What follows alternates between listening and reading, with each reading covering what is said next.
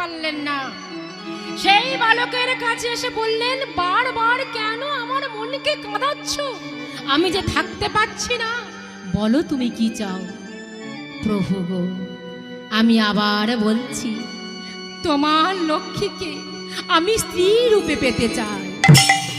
তা হয় না। কেন হয় না? আমার নিজের স্ত্রীকে আমি কেমন করে তোমাকে দেব? কেন? যেমন করে তুমি পরস্ত্রীকে নিয়েছিলে। কি বলছো বলো? কেন? ফুলের মতো সুন্দর পবিত্র সতী তুলসীকে তুমি নাওনি? তার সতীত্ব নষ্ট করনি?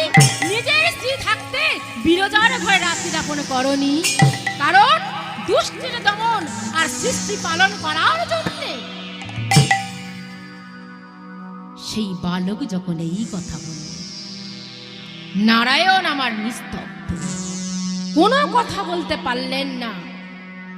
সেই বালক বললেন, প্রভু গো, মনোবাসনা যদি পূর্ণ নাই হয়, তাহলে প্রাণ রেখে আমার কি লাভ? এ প্রাণ আমি আর রাখবো না, এ প্রাণ আমি আগুনে বিসর্জন দেবই দেব।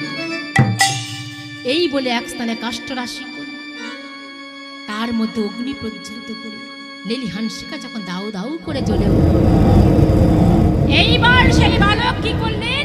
আগুনে প্রাণ বিসর্জন দিতে যাবে। নারায়ণ আমার বললেন, বালক শান্ত হও, আগুনে প্রাণ বিসর্জন দিও না। আমি তোমার ভক্ত, তোমায় তো আমি দুঃখ দিতে পারি না। সমস্ত কিছু যাক, মোমোর হৃদয়ে শুধু ভক্ত থাক। তাই আমি কথা দিলাম, আমার স্ত্রী লক্ষ্মীকে আমি তোমায় দিয়ে দিলাম।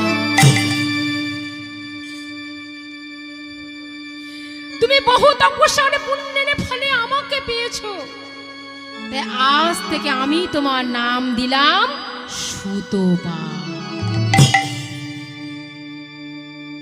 এই বলে নারায়ণ আমার চোখের জল ফেলতে ফেলতে গোলকে লক্ষ্মী দেবীর কাছে এসে বলে, লক্ষ্মী লক্ষ্মী, আমি কি করেছি জানো? কি করেছো প্রভু? কি করেছো? আমি যে তোমায় দান করেছি না।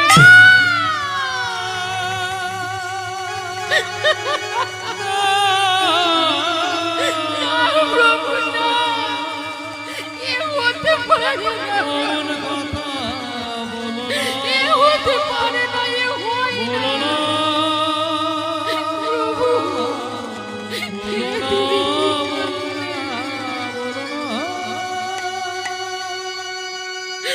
আমি তোমাকে ছাড়া কেমন করে থাকবো?